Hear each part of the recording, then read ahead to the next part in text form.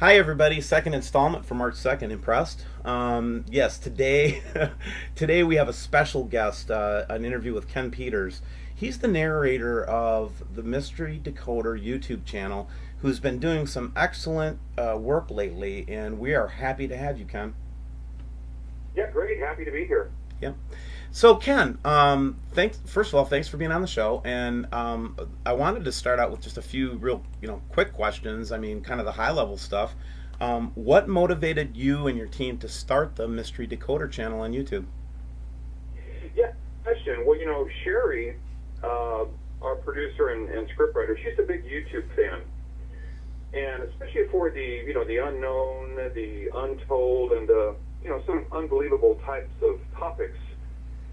She's a CPA, and so the kind of people maybe that she's normally with, she's not very often she can find someone in her field that cares about these topics. So, and she has some very unique views on many subjects. And, I mean, she seems to see things differently.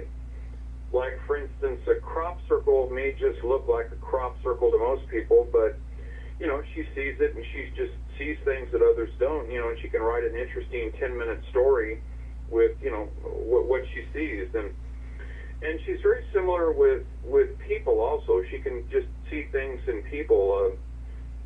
Believe it or not, I'm actually her insurance broker, and she, told me one day that she thought that I have a really good voice, and so she wanted to, me to consider her hiring me as her narrator, singer, and spokesperson. And it's kind of interesting because she had never even heard me sing, and I honestly didn't really realize what was there, but she has a way to kind of bring that out, and so she went on to say that she likes to watch YouTube, but she felt like that most of the videos are a little too technical and lack a good presentation quality. So and very few have narration. So now we're making videos on topics that we enjoy. We get to chat through, with comments from people who share the same interest. So we're finally doing something that we really love, and of course this gives an opportunity to meet people like you, people who, we feel, you define the true meaning of this information age. Yeah, I think it's a community of people, really, and one of the things that I like about what's happening right now, and actually I think Sherry and I started about the same time, or she started just slightly after I did, in terms of covering the subject matter, and I think that we're growing fast because we collaborate. I think there's a lot of humility in the space right now among the people that are producing stuff. We share, and I think this interview is a great example of that. So, what would you consider? This is one I get from a lot of folks. But what would you consider to be the highest impact discovery that you and your team might have made, and maybe two, or just give us a couple samples. Yeah, sure. Well, even though our crop circle videos are not our, shall we say, our top box office hit, we kind of feel like that we're the first channel to find evidence of, in the crop circles of every major disaster in the last 20 years. And, if you agree that there are special messages in crop circles, you can't ignore the warnings in some of the recent crop circles. And, we kind of feel like that in the long run, this will be the area, this will be the ones that will have the biggest impact. Mm-hmm. For now, though, we do feel like the NASA conspiracy videos have had the most impact. From the first video that we did on 2/7/16 till the latest one releases 2/25/16, and we're surprised at how most have failed to notice these earlier, because NASA really, they don't try that hard to cover their tracks. And although maybe soon we may have some sort of a simple NASA explanation with regards to the image editing, the swapped images, with what we showed you, I think it will be hard for us to accept NASA 100%. Yeah, I don't think you're going to get much disagreement, Ken, with our audience here. I think we're all pretty skeptical of NASA because we've seen enough. I mean, we've seen many images ourselves where where we'll pull up an image one day and then it will be a different image the next day, and it's confusing. And now folks like you are documenting these discrepancies, and you're helping a lot of folks, quite frankly, Ken, know that they're not crazy. Yeah, you're helping a lot of folks with this stuff because they think they saw it, they know they saw it, and now they can be assured that somebody's taken some deductive logic to it. Mm-hmm. Mm-hmm. Yeah, I think again with Sherry, she's even for people that feel like that crop circles are a bunch of malarkey. If you really just listen to her analysis, it's quite good. It's quite logical. Yeah, yeah. So what do you guys? Everybody has a spiritual angle to this. Now, if you've watched my videos, I'm a very, I would consider myself to be a Christian. I'm a barbarian outlaw Christian. I get rejected by most churches, but I am a Christian.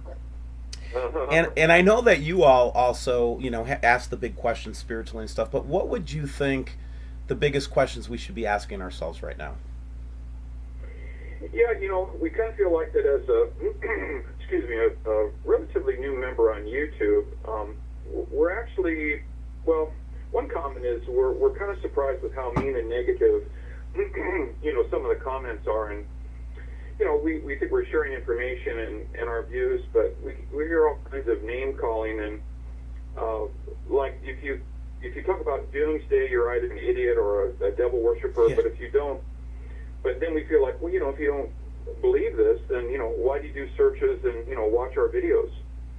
So we think that no doubt there's trouble in the world, and we can say without quoting the Bible or sun images or crop circles, but we believe there's still hope if we stop going down this destructive path. But if the doomsday asteroids do come next year, hey, don't say we didn't warn you. Yeah, I have to say that all the time too, and I'm not laughing. Again, a lot of the times when I laugh, it's a nervous reaction to the to the enormity of the story, and it can come across as me making fun. I'm really not. It's just a reaction I have. It just overwhelms me a little bit. The other thing about your negative comments, we found the same thing on the WSO channel. It almost seems like there's people that have been assigned to do nothing but harass my subscribers. It really overwhelmed me, the negativity. I was not prepared for that either, Ken. Yeah, I just think that, unfortunately, there's a lot of people that, you kind of feel like saying, well, okay, if you think ours is, whatever, we look forward to seeing your videos, Right. And it's like, they don't have anything better to do than, sit around and just watch other people's work and, kind of attack. But, like I've told Sherry on countless occasions, say, you know what, hey, that's not going to deter us. We have our mission, and we're just going to plow forward, and, you just disregard those people. They're in every sector. They are. And let me make one final point on that, and then we'll move on to the next question. But the point I made in my last video, and I'll make it again here with Ken, is that my policy is not to respond to the trolls except for on a very limited basis. Like when I invite them to debate me or something, which they can't do because their handlers can't, control them during a live debate. So they'll never debate you. But one of the things that, is very important, that we do not negatively lash out at anyone. If you want to compare this movement to anything, compare it to Martin Luther King, because we have to stay nonviolent, we have to stay passive, we have to stay peaceful. And if we do that, one, YouTube can't block our videos, and number two, people will be more receptive to the truth. So we always try to be, we don't, shall we say, join them in the low path. We take the high road, and we just, if we do respond, it's professional, and we just kind of keep it at that level. I think that's a great policy, Ken. So do you have any kind of reasoning, scientific-based estimate where we might see some of the bodies or the main event appear in the solar system from Earth, like from ground-based viewing? Sure. Well, we feel like that we're not scientists, or theories most likely are based on information that you already know, or you can find on the web pretty easily. However, our team, we haven't had some very convincing decoding going back to 4/28/15, the Holden crop circle, which it does point to a troublesome period, approximately May 17th. or so to June 14th this year. And it's also possible that we may see something in the sky as early as 3/23/16, which, boy, that's close, since it's the next lunar eclipse. And a lot of people are very concerned about the asteroid TX-68. And Russia just announced its plan to modify its nuclear missiles to fight asteroids in space. So we feel like, hey, maybe they know more than NASA. Yeah, well, it's interesting because I reported on that in an earlier video when Russia announced it, and little known to the American public that NASA also announced, or it was actually not, it was nuclear. It was one of the nuclear agencies of the United States is teaming up with NASA to do the very same thing. And they have to have nuclear approval in order to use nukes in space, I'm sure, or something like that, right? So I think they're going to start blasting asteroids. Is what they're going to do. Yeah. That's one thing that I think we're going to see, actually, in our lifetime. Who do you find the most compelling voice out there right now in the matters of conspiracy and cover-up? Because I think this is broader than just Nabru, or it's broader than Nemesis or Wormwood or anything like that. So what do you think? Yeah, for that we have to say that the internet has given people like us the voice that we never had, and if you can prove your case, you have a voice, and we certainly want to thank you for the great work that you've done, and you certainly have inspired us. Oh man, that's very that's very touching. But you guys, I think we inspire each other, and you gave me confidence. There was a shill that was really on me about my analysis of the same photography that you saw from the imagery from Core 2, where we saw that large body moving from right to left. You remember that image, Ken? Yes, it's very, very, very interesting, to say the least. Right, and then I had a shill and a couple of very well-known personalities in the space actually, rebuke me and tell me it was Mercury, and I said, "There's no way it could be Mercury." Mm-hmm. Yeah, exactly. So then when you had that follow-up video, it gave me a lot of fuel to say, "You guys, really, please listen to me. I'm not alone on this. I'm not the only one that thinks this way." Yeah.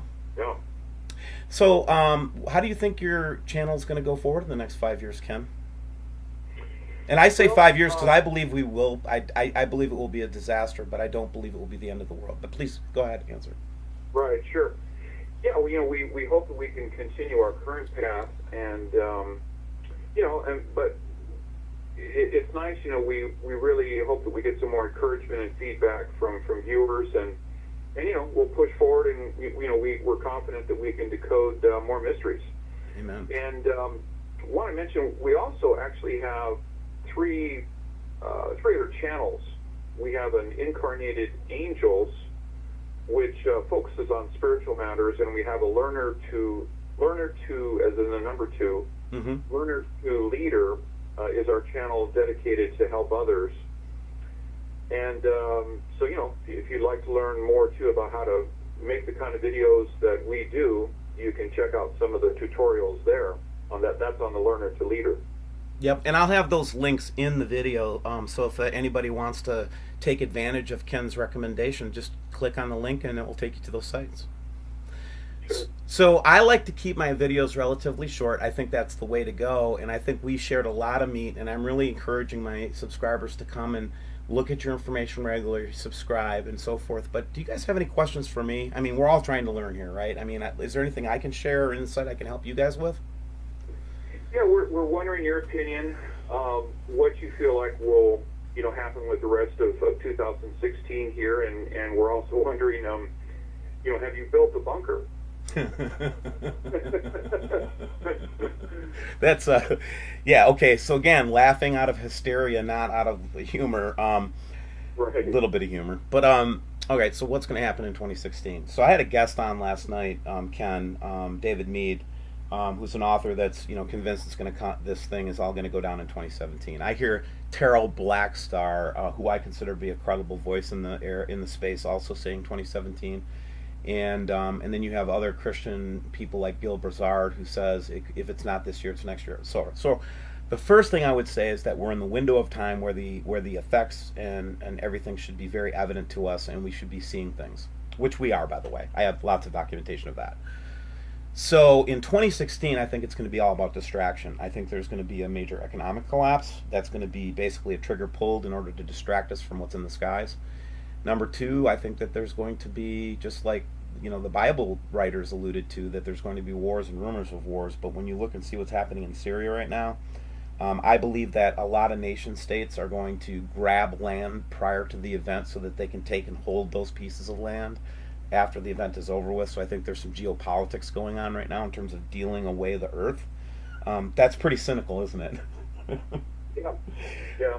But I do also want to say, when I say that there are dark forces that I think are pulling a lot of strings, and I do think that we'll probably see some type of an asteroid or some type of a collision in 2016. And then I always tell everybody the whole thing could break loose any second based on the data that we're seeing. So I'm not a date center. I know you guys try to stay away from dates and just try to say, hey, generally this looks like a bad period of time. Maybe we should think, well, that's the way I approach it. But it's that I do think there's going to be a lot of governmental obfuscation, a lot of distraction going on, anything to keep us from looking up. And then, did I build a bunker? Well, that's a funny story because I ended up on this old farm, and it was in the United States, and it's this bunker, not bunker, but it's this beautiful dairy farm, and they built this barn that was clearly built with the highest quality standards back in the day, probably 1906 or something. And they built a huge concrete building in the corner, almost buried halfway up in the earth. And that is where I'm going to make my last stand if it gets bad here. And so we do have like a concrete type bunker. It's funny you should ask, but I didn't build it. It was already there. Yeah, nice. Yeah. Hey, I'm sorry, I didn't mean to cut you off. Are you? No, please go ahead. Well, we wanted to add one little tidbit, and this, of course, is kind of optional, but we did want to make a comment in that a lot of people picked on my Nassau pronunciation, and I do admit that I call it slightly different than most people. Although I think in the recent video or two I've referred to it more as NASA because of people actually posting comments saying, well, what's the deal? What's with the Nassau? But it's because we kind of have a little bit of a different feeling, for the name, NASA. I think that NASA stands for neither accurate nor straight. And as the information would get so often twisted, so I thought one day in terms of like, okay, well, what they think they've seen as in past tense saw, so what NASA saw, so Nassau. Makes sense to me, Ken. Tell Sherry hello. Tell Sherry hello for us. Tell the team over at Mysterydecoder hello for us, and we would love to have you or another member of your team on soon. Sure. Yeah, sounds great. Thanks a lot. Take care, Ken.